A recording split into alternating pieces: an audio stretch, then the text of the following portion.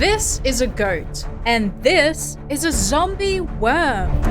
But what does it look like when 10,000 of them eat it for dinner? And how long will it take for them to finish it?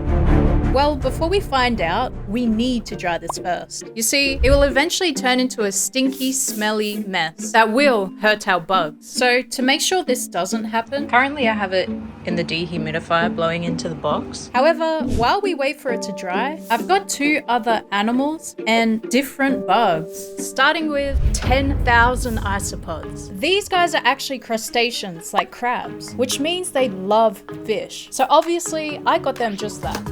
An entire fish. And unlike our goat, this can go straight in without any drying. That's because isopods have butt lungs. Hell no, man. Yep, lungs near the butt, which are actually modified gill structures, so they have to stay damp just to breathe. Which makes sense because as you can see, they're straight onto the eye, followed by the brain, which is actually the juiciest part of it all. Damn, guys. Holy smokes. They're just straight up garbage disposals. Like, that is crazy. They've hollowed out the inside of this head. Wow, guys. I was expecting my house to reek of rotting fish, but they've managed to completely devour this before it even had a chance to rot. Anyways, before we move on to number 2, let's check in with our zombie worms. Man, these guys look like they're starving. Why the insane appetite? Because turning into a beetle takes massive energy. These guys are basically biological machines that have to consume their own body weight in food every single day. And then once they reach adulthood, they take flight, searching for the next carcass to infest themselves with. But if they can't find a carcass, they won't stop searching. Which means if you're a bit clumsy with your cat food, they could fly in, have a feast, and when their larva is ready to turn into an adult, they'll literally bore a hole into your wall, ready for another zombie apocalypse. So yeah, to make sure I don't become their next protein source, I need to give them something to eat. But I can't feed them the goat just yet, as it still needs time to dry. Come on, Billy the goat, you're almost there. So I'm gonna give him this dog treat and see how they go. So yeah, I put the ear in and it doesn't take long.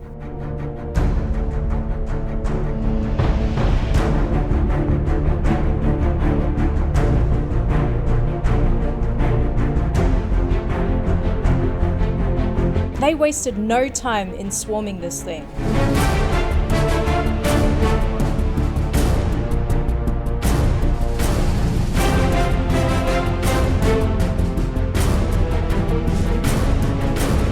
If you pay attention here, you can see the exact moment when their huge mass started to move this tree.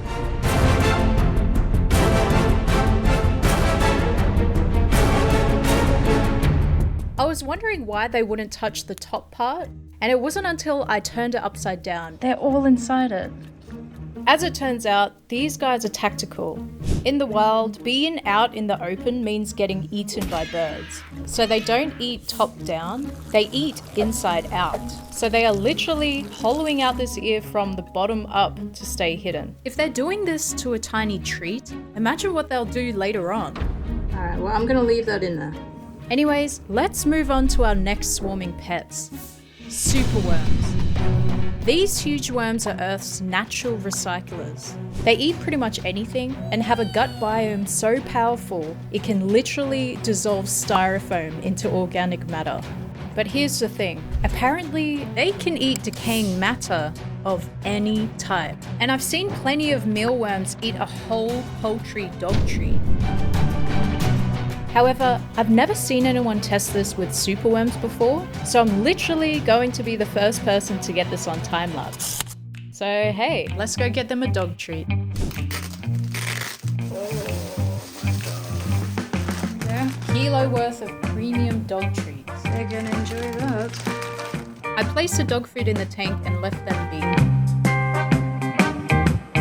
After a few days, I noticed they weren't really interested in the duck at all. Yeah, I think I'm going to take this out and put in an apple.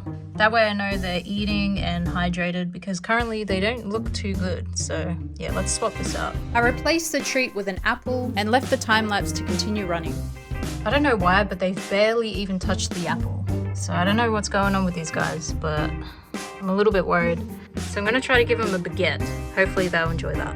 I placed the bread in, but even then, they weren't keen on the bread either. I figured they were just being picky, so I added in a piece of carrot and oats so they can have a buffet to choose from.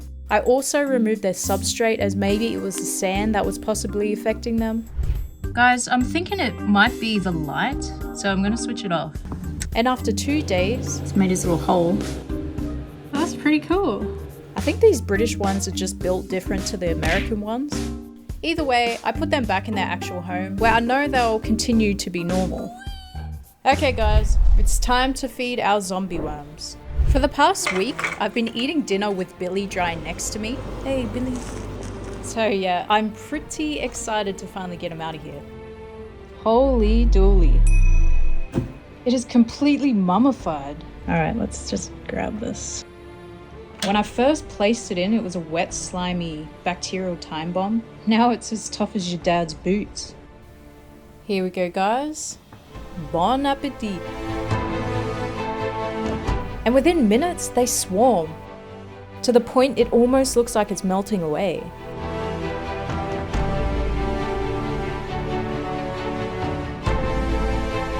I'm not gonna lie, there is something weirdly satisfying about watching 10,000 of these guys eat.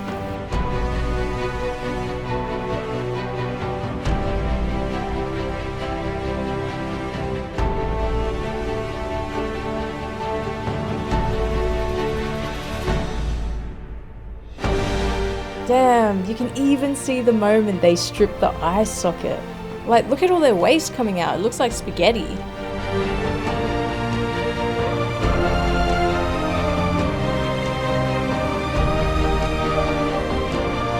And look at that, it doesn't even have a snout anymore. And that lamb ear we put in earlier, yeah, that's completely gone now.